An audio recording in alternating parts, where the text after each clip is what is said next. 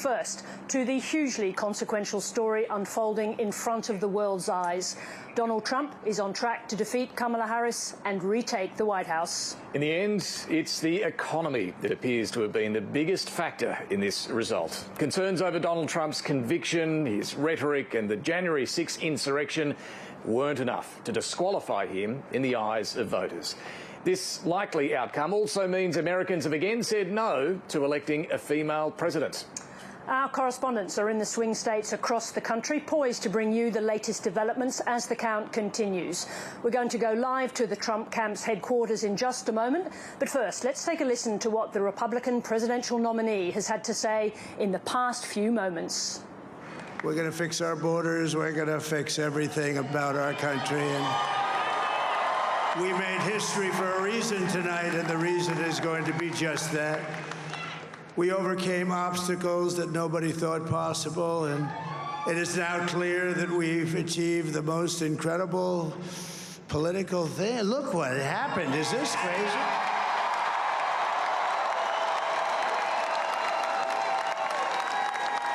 But it's a political victory that our country has never seen before, nothing like this.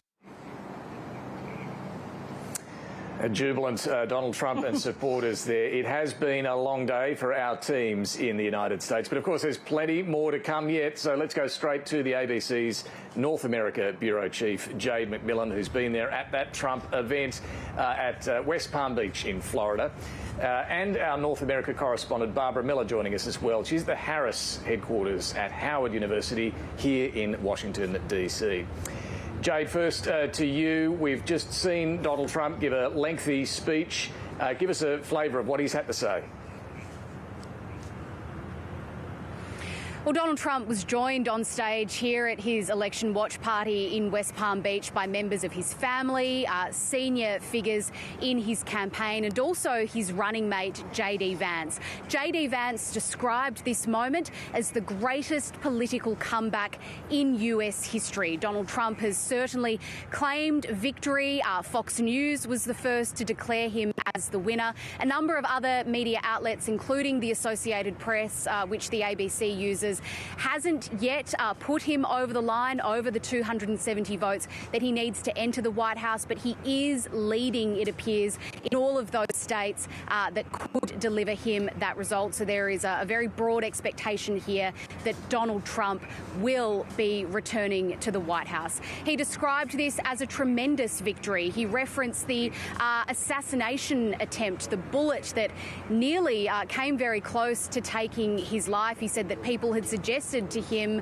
that God saved him for a reason and that he would now fulfill that mission. At times, this sounded a lot like the campaign speeches, the speeches that Donald Trump has delivered at rallies in the final weeks of this campaign. He touched on the issues that have really been central to his efforts, like the economy and like immigration. And there has been all sorts of commentary about whether or not Donald Trump's advisors would have preferred him to stay on message throughout this campaign, to spend more time directly on those issues that they thought would give him the advantage. Some in his party repeatedly urged him to dial down the personal attacks on Kamala Harris. But Donald Trump's response was often that he had to do this his way, and it appears as though that has paid off.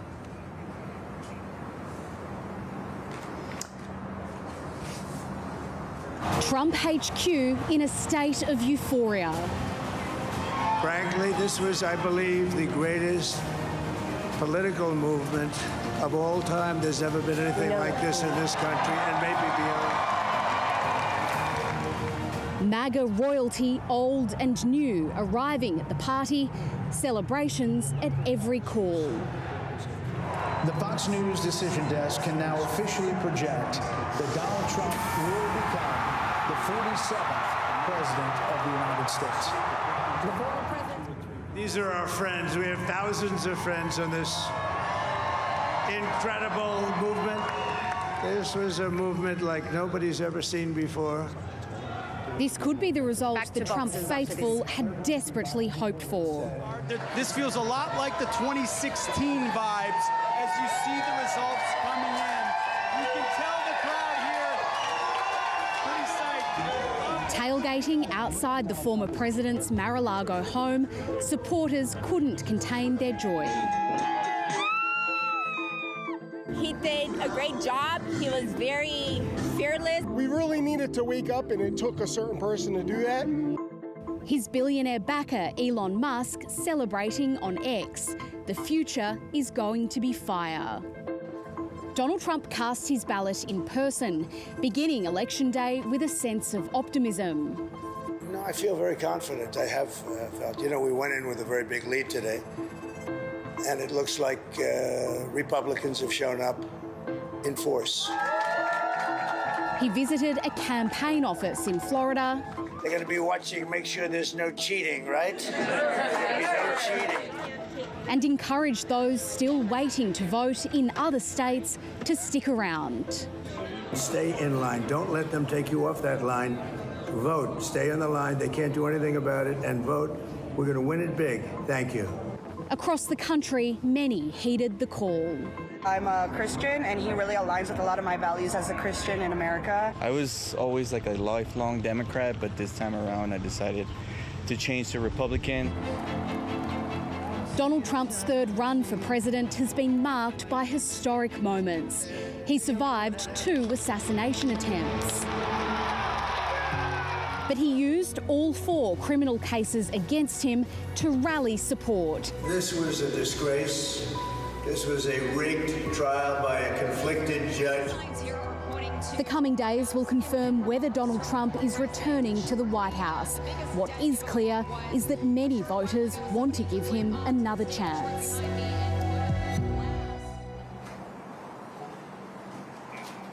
Now, Barbara Miller is at the Kamala Harris headquarters, not very far from here at Kamala Harris's alma mater, the famous black university, Howard University. Obviously a very different scene. Barbara, tell us about how things shifted during the day. They shifted dramatically. The atmosphere really went downhill pretty rapidly here. And then when an announcement came that Kamala Harris wouldn't address her own election party, this place just cleared out. I mean, the atmosphere here couldn't be more different than just a day ago when we were in Philadelphia and there was that star-studded rally, that promise of the election eve. It really speaks volumes that Kamala Harris decided not to come here and address her supporters. I think we can read that the campaign was absolutely reading the writing on the wall there. And I don't think it's going to be long before we see the bloodletting begin in the Democratic Party. Questions about whether she really was the right candidate, whether they should have had an open convention, and whether Joe Biden should have come good on that promise to be a transitional president and should have stepped aside earlier. But before all that, Kamala Harris is expected here later today now to address supporters back here at Howard University. And when she comes here, it's going to be to deliver a very different speech than she intended to or hoped to, and certainly a very different one than the supporters who flocked here tonight hoped to hear.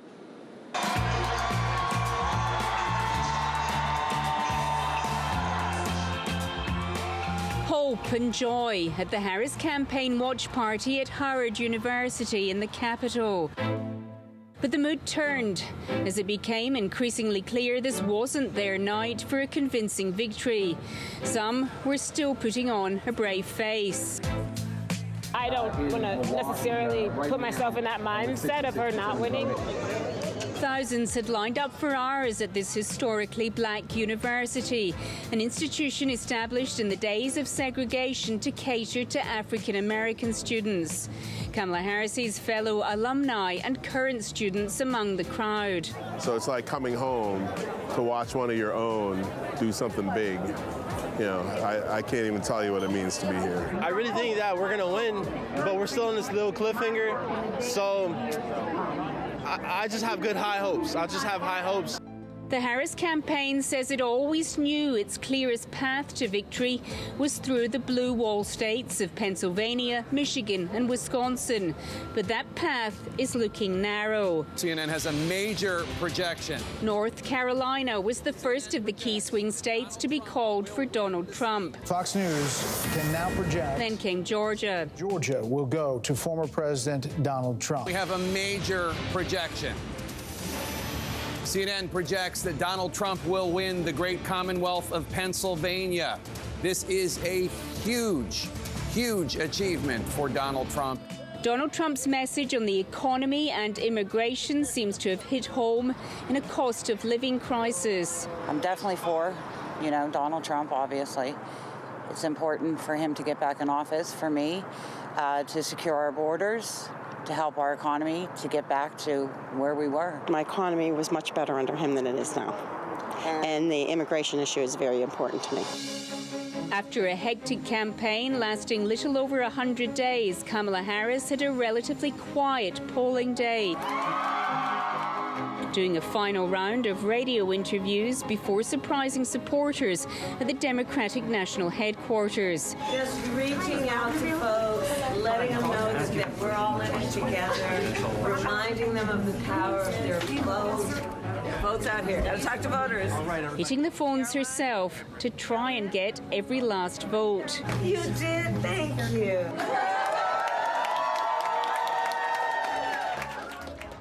Kamala Harris wanted to come here and give a speech full of symbolism at her former university. Instead, she's a no-show. Her supporters now flooding home, hoping that tomorrow might bring better news. We will continue overnight to fight to make sure that every vote is counted, that every voice has spoken. So you won't hear from the Vice President tonight, but you will hear from her tomorrow. In what's increasingly looking like it could be a concession speech.